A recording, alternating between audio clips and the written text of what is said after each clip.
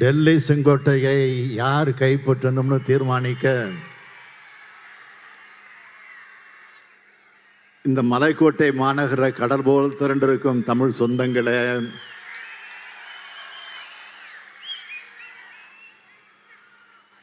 திருச்சினால திருப்புமுனை தான். இப்போ இந்தியாவுக்கே திருப்புமுனை ஏற்படுத்த நாம் திரண்டிருக்கோம். பல திருப்புமுனைகளை தமிழ்நாட்டுக்கு தந்து தமிழினத்தினுடைய முன்னேற்றத்திற்காக தன்னுடைய வாழ்நாளெல்லாம் உழைச்ச நம்முடைய முத்தமிழறிஞர் தலைவர் கலைஞருடைய நூற்றாண்டு பரிசா ஒரு மகத்தான வெற்றியை கொடுக்கிறதற்கான துவக்கமாக இங்கே நாம் திரண்டிருக்கிறோம். வெற்றினா எப்படிப்பட்ட வெற்றி? 40க்கு 40. எங்க சொல்லுங்க, 40க்கு 40 சொல்லுங்க, 40க்கு 40. நாம எழுத போற புதிய வரலாற்றுக்கு முன் தந்தை பெரியாரையும் பேரறிஞர் அண்ணாவையும் தலைவர் கலைஞர் அவர்களையும் வணங்கி இந்த பயணத்தை நான் தொடங்குகிறேன். மாநாடு போல் இந்த பரப்புரை கூட்டத்தை ஏற்பாடு செஞ்ச இந்த கூட்டத்திற்கு தலைமை தாங்கி கொண்டிருக்கக்கூடிய கழகத்தினுடைய முதன்மை செயலாளர் ஆற்றல் மிகு K.N. நேரு அவர்களே, மறுமலர்ச்சி திராவிட முன்னேற்ற கழகத்தினுடைய பொதுச் செயலாளர் என்னுடைய ஆருயிர் அண்ணன் வைகோ அவர்களே, கழகத்தினுடைய துணை பொதுச் செயலாளர் நாடாளுமன்ற உறுப்பினர் ராசா அவர்களே, கழகத்தின் கொள்கை பொறுப்பு செயலாளர் திராவிட முன்னேற்ற கழகத்தினுடைய மாநிலங்களுடைய தலைவர் திருச்சி சிவா அவர்களே, அமைச்சர் பெருமக்கள் ரகுபதி அவர்களே, தம்பி அன்பில் மகேஷ் பொய்யாமொழி அவர்களே, சிவசங்கர் அவர்களே, மெய்யநாதன் அவர்களே, மாவட்ட கழகத்துடைய செயலாளர்களே, காடுவெட்டி தியாகராஜன் அவர்களே, வைரமணி அவர்களே, செல்லபாண்டியன் அவர்களே, ஜெகதீஸ்வரன் அவர்களே,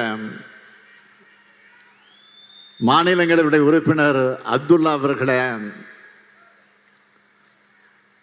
சட்டமன்ற உறுப்பினர்கள்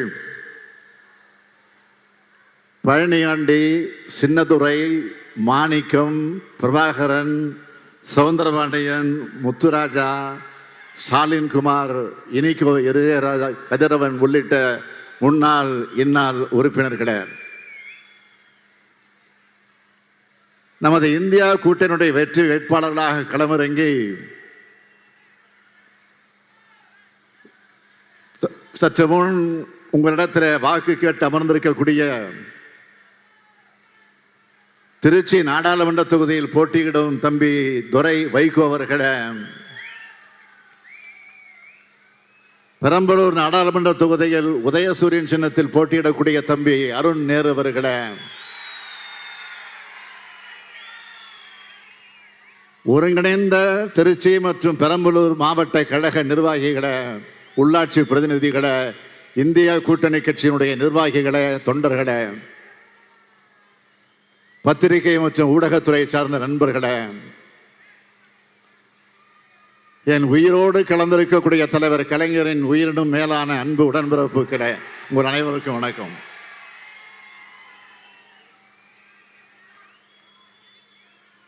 எல்லாத்துக்கும் தொடக்கமா இருக்கிறது இந்த திருச்சி தான்.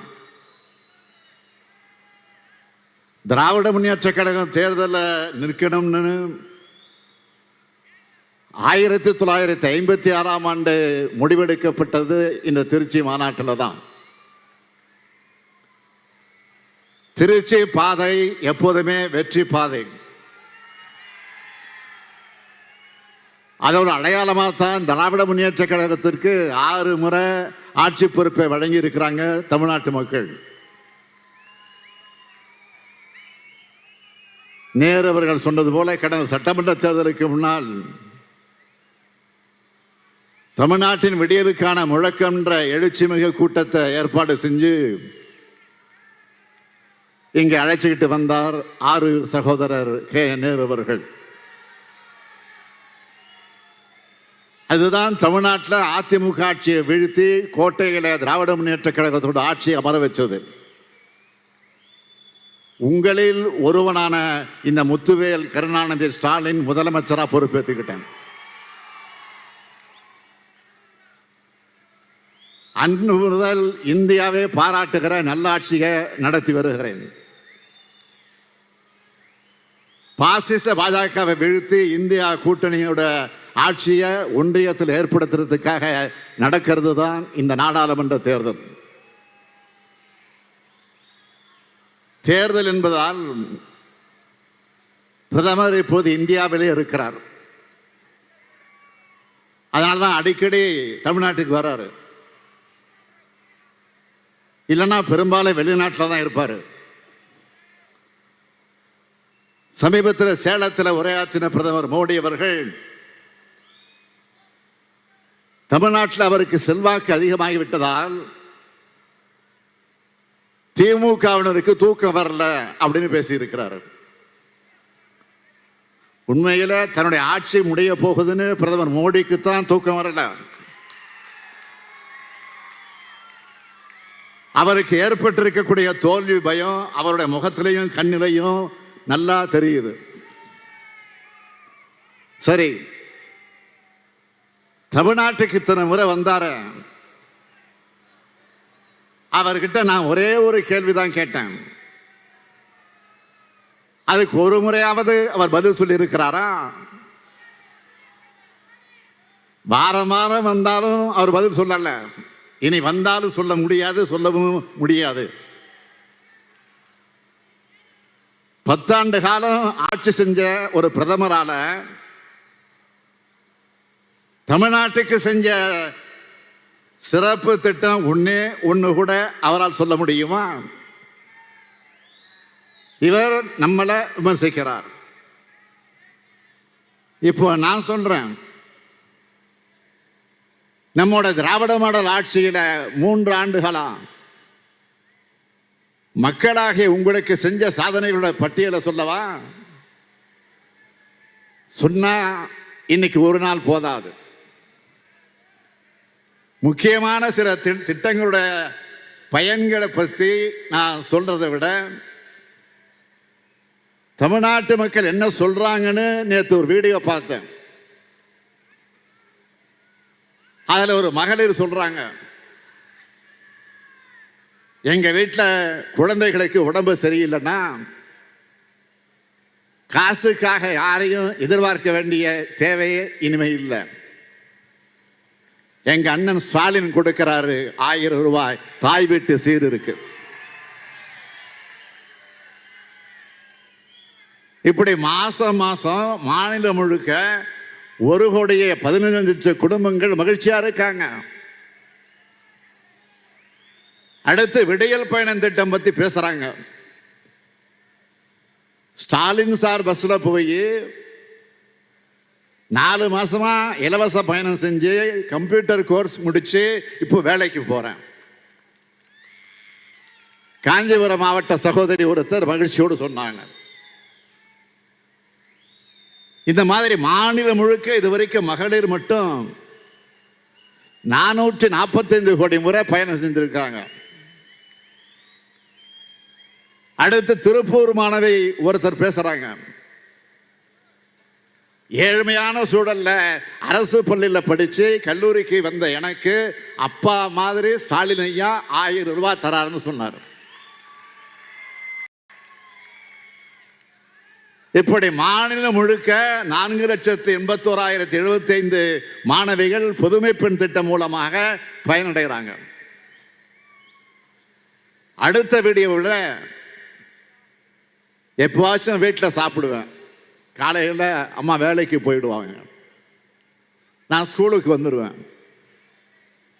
இப்போ ஸ்கூல்லையே ஸ்டாலின் தாத்தாவோட காலை உணவு திட்டத்தில் சாப்பிட்டுட்டு இருக்கேன் அப்படின்னு சிரிச்சுக்கிட்டே அந்த குழந்தை பேட்டி கொடுக்குது.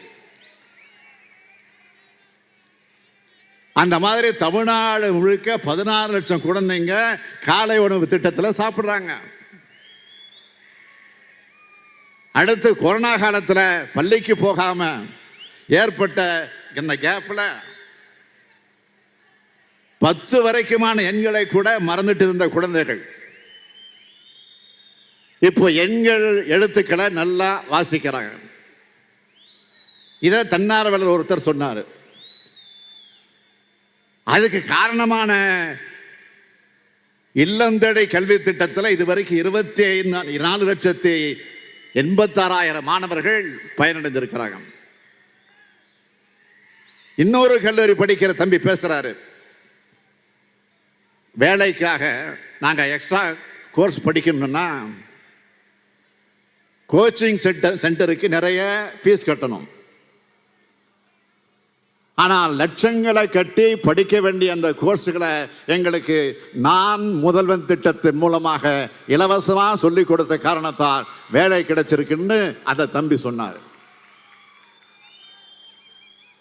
இப்படி 2 ஆண்டுகளில் 28 லட்சம் இளைஞர்கள் நான் முதல் திட்டத்தில் பலனடைந்திருக்காங்க. அடுத்து மக்களை தேடி மருத்துவ திட்டம். மாற்றுத்திறனாளியான எனக்கு குறைஞ்ச வருமானம் தான், ஆனால் வீடு தேடி வந்து சுகர், பிபி, இசிஜி எல்லா டெஸ்டும் எடுத்து மருந்து மாத்திரை கொடுக்கறதுனால மாதம் 1000-2000 மிச்சமாகுது. சேலத்தை சேர்ந்த சகோதரர் சொன்ன மாதிரி தமிழ்நாடு முழுக்க இந்த திட்டத்தில் 1 கோடி பேர் பயனடைந்திருக்கிறாங்க.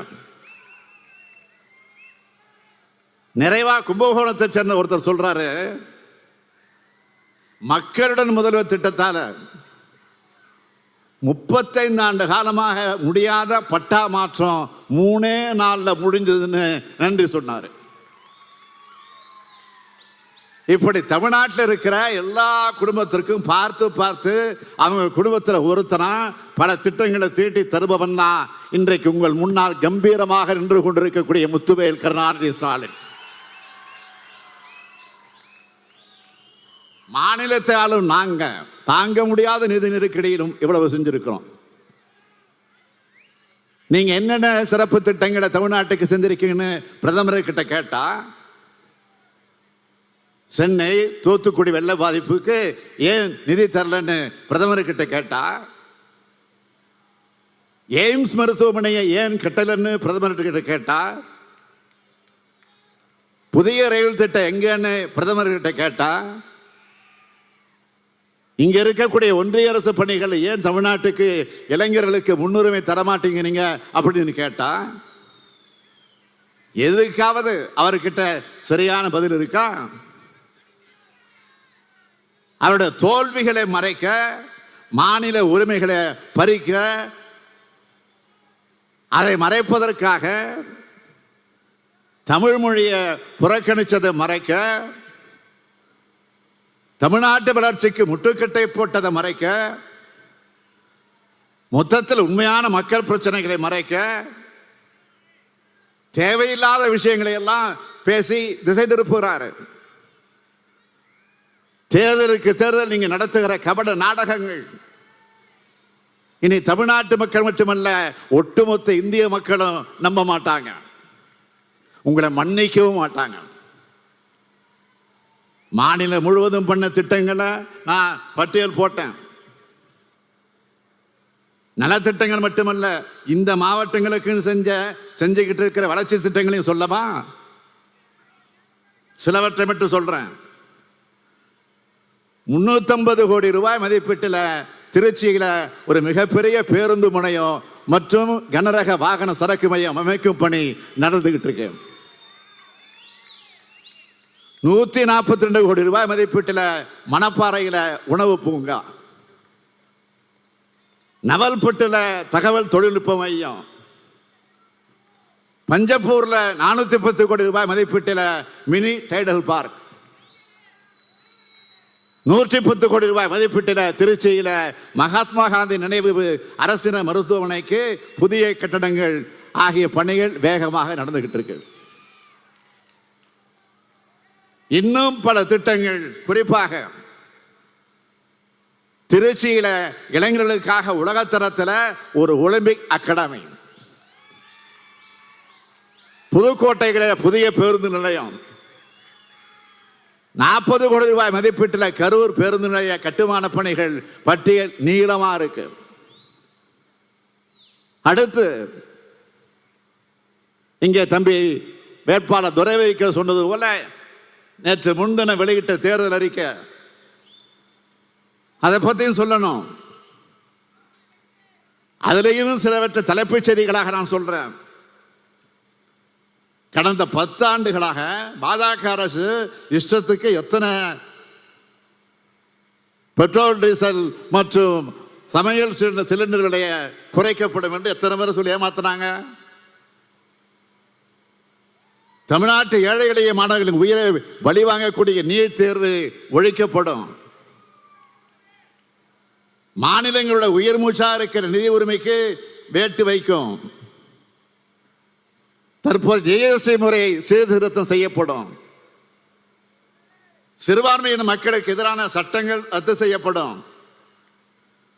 ஒரே நாடு ஒரே தேர்தல்கிற பேர்ல ஜனநாயகத்திற்கு சவக்குழி தோண்டக்கூடிய முயற்சி நிறுத்தப்படும்.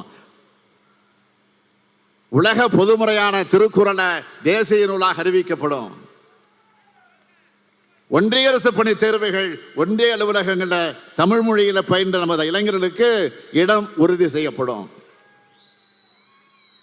அது மட்டுமல்ல, இந்த பகுதி மக்களுக்காக பொன்மலை ரயில்வே பணிமனைய ரயில் பெட்டி தொழிற்சாலையா மாற்ற நடவடிக்கை எடுக்கப்படும். ஆத்தூர் ரயில் நிலையம் முதல் பெரம்பலூர் ரயில் நிலையம் வர புதிய அகல ரயில் பாதை அமைக்க ஆவணம் செய்யப்படும். நம்முடைய அமைச்சர் தம்பி மகேஷ் அடிக்கடி கோரிக்கை வைக்கக்கூடியது என்னன்னு கேட்டீங்கன்னா, தேசிய நெடுஞ்சாலையில் பால் பண்ணை முதல் துவாக்குடி வரை உயர்மட்ட சாலை அமைக்கப்படும். அது மட்டுமல்ல, தேர்தல் அறிக்கையில் சொல்லாத ஒன்றையும் இங்கே ஒரு வாக்குறுதியாக கொடுக்க விரும்புகிறேன். அந்த உயர்மட்ட சாலை அமைப்பதோடு அணுகு சாலையும் அமைக்கப்படும். இப்படி மக்களுக்கான திட்டங்களை சிந்தித்து செயல்படுத்தக்கூடிய அளவிற்கு பாடுபடக்கூடியவர்கள் தான் நாம். ஆனா தமிழ்நாட்டில் சொல்றதுக்குன்னு எதுவுமே இல்லாத ஆட்சியை நடத்தினவர் தான் நம்முடைய பாரத பிரதமர் நரேந்திர மோடி அவர்கள். அவரால் சாதனைகளை சொல்ல முடியல. மேடைக்கு மேடை என்ன சொல்றாரு? 10 ஆண்டு நான் ஊழலற்ற அரசாங்கத்தை நடத்துறேன்னு சொல்றாரு. பாஜக ஆட்சியில் நடந்த ஊழல்களை பற்றி நாம மட்டுமல்ல, நாடு முழுக்க கேள்வி கேட்டாலும் அவரால் பதில் சொல்ல முடியல. இந்த 10 ஆண்டு ஆட்சியில் ஊழல்கள் ஒன்றா ரெண்டா நான் எடுத்து சொல்ல, அதுக்கு இமாலய எடுத்துக்காட்டு தான் இந்திய ஜனநாயகத்துக்கு அழிக்க முடியாத அவமானத்தை ஏற்படுத்தி இருக்கக்கூடிய தேர்தல் பத்திர ஊழல். கடந்த 5 ஆண்டுகள்ல இடி, ஐடி, சிபிஐ இப்படிப்பட்ட ஒன்றிய அரசோட அமைப்புகளோட பாஜகவோட கைப்பாவையா பயன்படுத்தி அவங்கள ரைடுக்கு அனுப்புறது. அப்புறம் பாஜகவுக்கு நிதியா தேர்தல் பத்திரங்களை வாங்குறதுன்னு 8000 கோடி ரூபாய்க்கு மேல் வசூல் பண்ணியிருக்காங்க. வரலாற்றிலே இப்படி வசூல் நடந்ததில்லை. அது மட்டுமல்ல, சிஏஜி அறிக்கை வந்துச்சு. பாரத் மாலா திட்ட ஊழல், துவாரகா விரைவு பாதை கட்டுமான திட்ட ஊழல், சுங்கச்சாவடி கட்டண ஊழல், ஆயுஷ்மான் பாரத் திட்ட ஊழல், ஓய்வூதிய திட்ட ஊழல், HAL விமான வடிவமைப்பு திட்ட ஊழல், 7 லட்சம் கோடி ரூபாய்க்கு முறைகேடு நடந்திருக்கிறதாக சிஏஜி அறிக்கை வெளியிட்டுச்சு. அந்த அறிக்கை மேல தக்க நடவடிக்கை எடுக்க வேண்டிய ஒன்றிய அரசு அது பற்றி வாய் திறக்கல. தேர்தல் பத்திரம் மாதிரியே இன்னொரு நிதியும் வசூல் பண்ணியிருக்காங்க. அதுவும் PM கேஷ் ஃபண்ட்ஸ் அதுக்கு பேர் வச்சாங்க. அப்படி ஒரு பேரை வச்சு அதை வசூல் பண்ணியிருக்காங்க. அது பத்தின அத்தனை ரகசியங்களும் ஜூன் மாதம் இந்தியா கூட்டணி ஆட்சிக்கு வந்ததும் அம்பலமாக போகிறது. அதே மாதிரி ரஃபேல் ஊழல், அதனுடைய ரகசியமும் நிச்சயமாக வெளியே வரும். இப்படிப்பட்ட ஊழல் ஆட்சியை நடத்தின பிரதமர் நரேந்திர மோடி அவர்களை ஊழலை பற்றி பேசலாமா? பாஜக ஊழல்களை மறைக்க நேற்று இரவு டெல்லி முதலமைச்சர் அரவிந்த் கெஜ்ரிவாலை கைது செஞ்சிருக்கிறாங்க. என்ன காரணம்? பாஜகவோட தோல்வி பயம் தான் ஒரே காரணம். டெல்லி துணை முதலமைச்சர் மணீஷ் சிசோடியாவை கைது செஞ்சு 13 மாசங்களாக சிறையில் இருக்கிறார். போன மாசம் ஜார்க்கண்ட் முதலமைச்சர் ஹேமந்த் சோரன் அவர்கள் கைது செய்யப்பட்டு சிறையில் இருக்கிறார். இப்போ அரவிந்த் கெஜ்ரிவால். அப்பட்டமான பழிவாங்க நடவடிக்கை இல்லையா இது? தனக்கு எதிராக இந்தியா என்ற வலிமையான கூட்டணியை எதிர்கட்சிகள் அமைச்சிட்டாங்கல்ல. மக்கள் பாஜகவுக்கு எதிராக ஒன்று திரண்ட ஆரம்பிச்சுட்டாங்களே என்கிற அந்த பயத்தில் தவறுகளுக்கு மேல் தவறுகளை செஞ்சுட்டு வருது பாஜக தலைமை. தமிழ்நாட்டில் நம்ம ஆட்சிக்கு தொந்தரவு கொடுக்க ஆளுநர் வச்சு மிரட்டி பார்க்குறாங்க. ஆளுநர் இந்த நிகழ்ச்சிக்கு புறப்படுறதுக்கு முன்னாடி நம்முடைய அமைச்சர் பொன்முடிக்கு பதவி பிரமாணத்தை எடுத்து வச்சு தான் நான் வந்திருக்கிறேன். யாரு? ஆளுநர். அவராக பண்ணாரா? முடியாதுன்றாரு. நாங்கள் விடுவோமா? திமுக காரங்க நாங்கள்.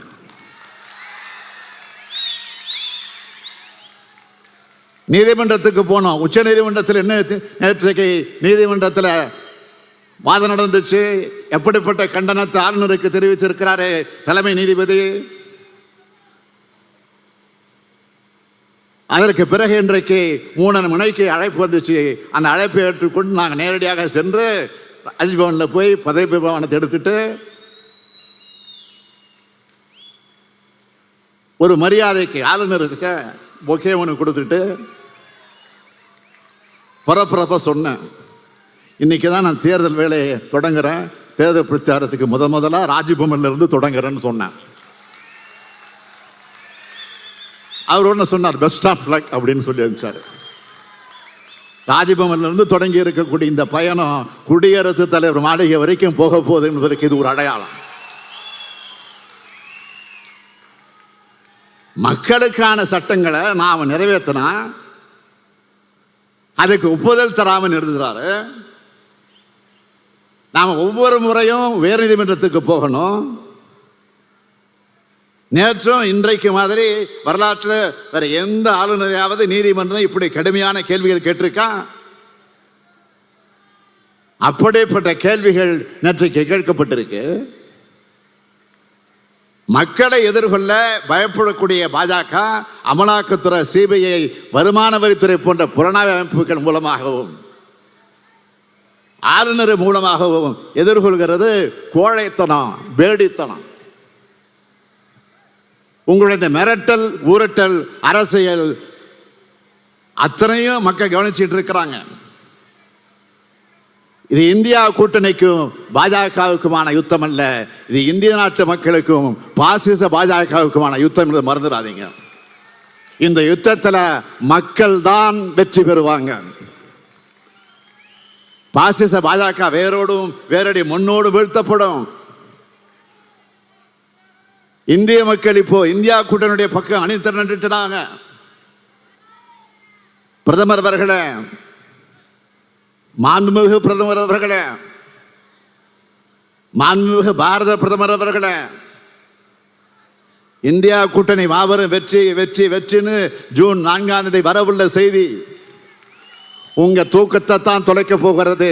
நாம கேட்பது தமிழ் மீதும் தமிழ்நாட்டின் மீதும் தமிழர்கள் மீதும் உங்களுக்கு ஏன் அவ்வளவு வெறுப்பு? தமிழ்நாட்டுக்கு விரோதமாக எல்லாத்தையும் செஞ்சுட்டு தமிழ்தான் மூத்தமிழ்னு பிரதமர் மோடி நீலிக்கண்ணீர் வடிக்கலாமா? நான் கேட்கிறேன், சமஸ்கிருத வளர்ச்சிக்கு நீங்க கொடுத்த நிதி எவ்வளவு? தமிழ் வளர்ச்சிக்கு நீங்கள் கொடுத்த நிதி எவ்வளவு? இதை கூச்சம் இல்லாம தமிழ்நாட்டுக்கு வந்து சொல்வார் அவர். நீங்கள் வளர்க்கிற வெறுப்பு என்ன பண்ணுதுன்னு தெரியுமா?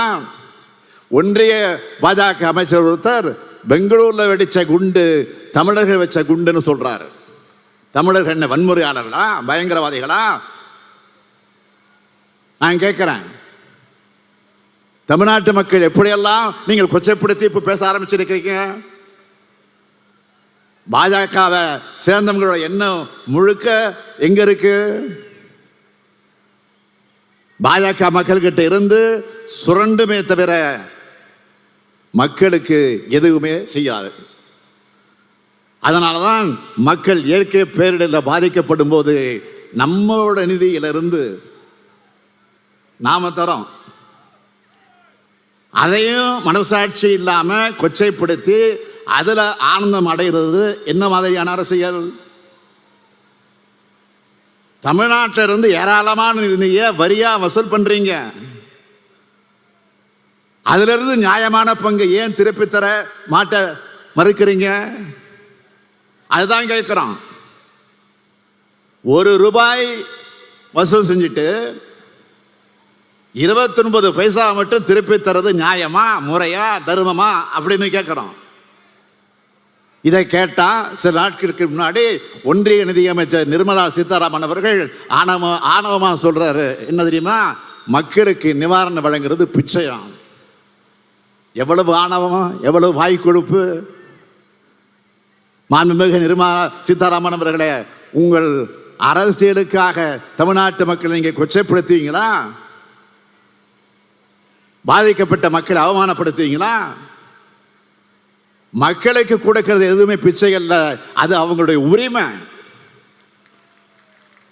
மக்கள் பாதிக்கப்படுறப்போ அவங்க உதவி செய்ய வேண்டியது அரசியல் இருக்கக்கூடிய நம்முடைய கடமை. அந்த கடமையைத்தான் திமுக அரசு சரியா செஞ்சுக்கிட்டு இருக்கு. கார்பரேட் கம்பெனிகளுக்கு பல்லாயிரம் கோடி தள்ளுபடி செய்யறீங்களா? தொழிலதிபர் கூட்டத்தில் போய் இப்படி பேசுவீங்களா? ஏழைகள்னா அவ்வளவு இலக்காரமா? ₹1 பொருள் வாங்கினா கூட வரி கட்டுறாங்களே மக்கள். அவங்க பாதிக்கப்படும் போது அரசாங்கம் உதவணும் தானே எதிர்பார்க்கிறது. அது தவறா? மக்களுக்கு உதவ முடியலன்னா எதுக்கு நிதியமைச்சர் பதவி? பாஜகவில் இருக்கிற ஒவ்வொருத்தருக்கும் சொல்றேன், உங்களுடைய இந்த ஆணவம் தான் பாஜகவை வீழ்த்த போகுது. இப்படிப்பட்ட எதிர்கட்சி சர்வாதிகார பாஜகவை தமிழ்நாட்டில் இருக்க பழனிசாமி கண்டிக்கிறாரா? நம்மள மாதிரி விமர்சனம் செய்கிறாரா? எங்காவது கண்டிச்சு அறிக்கை விடுறாரா? குடியுரிமை திருத்த சட்டத்துக்கு ஆதரவாக வாக்களிச்சுட்டு சிறுபான்மையினர் நலன் பற்றி இப்ப பேசுறாரு பழனிசாமி. அவருடைய 2 கால ஆட்சியை நீங்க எல்லாம் மறந்துட்டு இருப்பீங்கன்னு தப்பு கணக்கு போடுறாரு பழனிசாமி. தூத்துக்குடி துப்பாக்கி சூடு, கொடநாடு கொள்ள தற்கொலை, மர்ம மரணங்கள், பொள்ளாச்சி பாலியல் வன்முறைன்னு பழனிசாமி ஆட்சியோட அவலங்கள் நீண்ட பட்டியலை போடலாம். ஊழல்கரை படிஞ்சிருக்கக்கூடிய அவருடைய கரங்கள் அவரை காப்பாற்றிக்க பாஜகவுடைய கூட்டணி வச்சுக்கிட்டு பாஜகவுக்கு பாதம் தாங்கியாக இருந்துட்டு பாஜக தமிழ்நாட்டுக்கு செஞ்ச அத்தனை துரோகங்களையும் அத்தனை துரோகங்களுக்கு துணை நின்றுட்டு அதற்கு லாலி பாடியவர் பழனிசாமி. இப்போ அதே பாஜகவோட கதை, திரைக்கதை, வசனம், டைரக்ஷன் அப்படிங்கிற பேரில் கள்ள கூட்டணி நடத்திக்கிட்டு இருக்காங்க. கள்ள கூட்டணி நாடகத்தை பழனிசாமி நடத்தக்கூடிய நாடகம் விரைவில் முடிவுக்கு வரும். பாஜகவின் பாசிச எண்ணங்களும் முடிவு எழுதப்படும். இதெல்லாம் நடக்க நம்மோட இந்தியா கூட்டணி ஒன்றியத்தில் ஆட்சி அமைக்கணும். அப்போதான் நம்முடைய இந்திய நாட்டையும் இந்திய அரசியலமைப்பு சட்டத்தையும் நாட்டின் பன்முகத்தன்மையும் சகோதரத்துவையும் காப்பாற்ற முடியும். இந்தியாவுக்கு ஒளிமயமான எதிர்காலத்தை உருவாக்க காத்திருக்கும் இந்தியா கூட்டணி கட்சிகளுக்கு வாக்களிப்பீர்னு உங்களின் ஒருவனாக, உங்களுக்காக உழைத்த தலைவர் கலைஞரின் மகனாக கேட்கிறேன். திருச்சி மற்றும் பெரம்பலூர் நாடாளுமன்ற தொகுதிகளுக்கான வேட்பாளர்களை அறிமுகம் செய்ய விரும்புகிறேன். இதோ திருச்சி நாடாளுமன்ற தொகுதியினுடைய வேட்பாளர். ஈழ தமிழர்களுக்காக சிறைபல கண்ட திராவிட இயக்கத்தினுடைய போர்வால் என்னுடைய ஆறு இரண்ணன் வைகோ அவர்களுடைய அருமை மகன் துரை வைகோ அவர்களையும், பெரம்பலூர் நாடாளுமன்ற தொகுதியினுடைய வேட்பாளரா திருச்சிய தீரர்களின் கோட்டையா உருவாக்கின உழைப்பின் அடையாளம் என் ஆரோக்கிய சகோதரர் கே நேரு அவர்களுடைய மகன், அவருக்கு உதயசூரியன் சின்னத்தில் போட்டியிடக்கூடிய அவருக்கு அருள் நேரு அவர்களுக்கு நீங்கள் ஆதரவளித்து வெற்றி பெற செய்ய வேண்டும் என்று வேண்டுகோள் வைத்து அந்த இரண்டு சிங்கங்களையும் உங்களிடத்தில் நான் ஒப்படைக்கிறேன். அவங்களுக்கு பெரும்பான்மையான வாக்குகளை அளித்து உங்களுடைய குரலா, உங்களுடைய பிரதிநிதிகளா இந்த ரெண்டு இளம் சிங்கங்கள் நாடாளுமன்றத்திற்கு அனுப்பி வைக்க வேண்டிய கடமை, ஜனநாயக கடமை உங்களுக்கு இருக்கு. இந்தியாவை காக்கும் வெற்றி பயணத்தை திருச்சியிலிருந்து தொடங்குகிறேன். புதிய ஆட்சியை ஒன்றியத்தில் அமைப்போம், ஒளிமயமான இந்தியாவை உருவாக்குவோம். ஏப்ரல் 19ஆம் நாள் நீங்கள் அளிக்கிற வாக்கு புதிய இந்தியாவை உருவாக்கக்கூடிய வாக்காக அமையும். திருச்சியின் வெற்றி வரலாறு துவங்கட்டும், துவங்கட்டும், துவங்கட்டும். நன்றி, வணக்கம்.